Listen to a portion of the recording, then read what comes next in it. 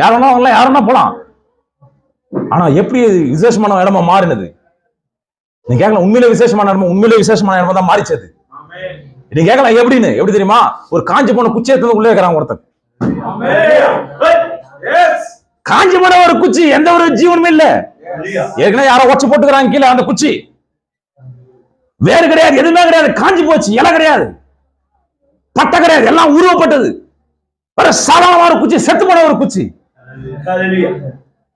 ஒரு செத்து போன ஒரு குச்சி இனி ஜீவனே வரதுக்கு வாய்ப்பு. நீங்க எத்தனை போய் நட்டு வச்சாலும் வராது. நீங்க போய் எத்தனை போய் நட்டு வச்சு அதுக்கு என்ன போட்டாலும் எது போட்டாலும் வராது. வரதுக்கான வாய்ப்பே கிடையாது. அப்பேற்பட்ட ஒரு காஞ்சி போன ஒரு மோசமான, எத்தனை பேருக்கு இடம்லாம் இருந்த ஒரு குச்சி, எத்தனை பேரை தாக்கின ஒரு குச்சி, எத்தனை பேருக்கு உபத்திரத்தை குத்து குச்சி, எத்தனை பேர் கண்ணை குத்துற குச்சி, எத்தனை பேருக்கு வெறுப்பேத்துற ஒரு குச்சி, கடுப்பேத்துற ஒரு குச்சி. நீங்க கேட்கலாம், என்னங்க குச்சி குச்சின்னு யார சொல்றீங்கன்னு? எல்லாம் குச்சி நம்ம தான். அப்பேற்பட்ட ஒரு நிலைமையில இருந்து, அப்பேற்பட்ட இடத்துல இருந்து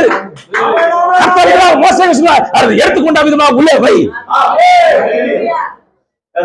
ஒரு காஞ்சி போன குச்சி எடுத்து எங்க அந்த தேவாலயத்துக்குள்ள வைத்தார்கள், மகா பரிசுத்த ஸ்தலத்துக்குள்ள வைத்தார்கள். 24 மணி நேரத்தில் அது பூக்களை விடும். அது 24 மணி நேரம் கனிகளை கொடுக்கும்.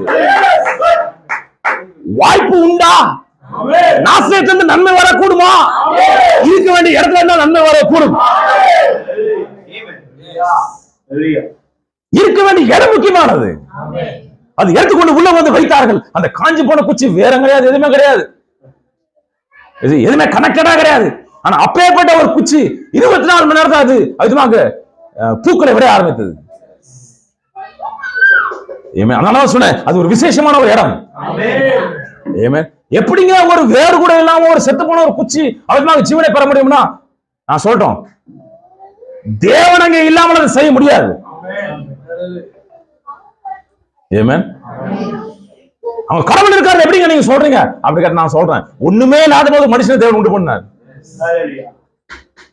பூமியில் இருக்கிற மண்ணை எடுத்து, அந்த மண்ணில் ஜீவன் கிடையாது, மண்ணில் தூசியில் ஒண்ணுமே கிடையாது. அந்த மண்ணை எடுத்த விதமா களிமண் எடுத்து வச்சு நாசில சுவாசத்தை ஊதினார். அவன் ஜீவ ஆத்மாவானான்.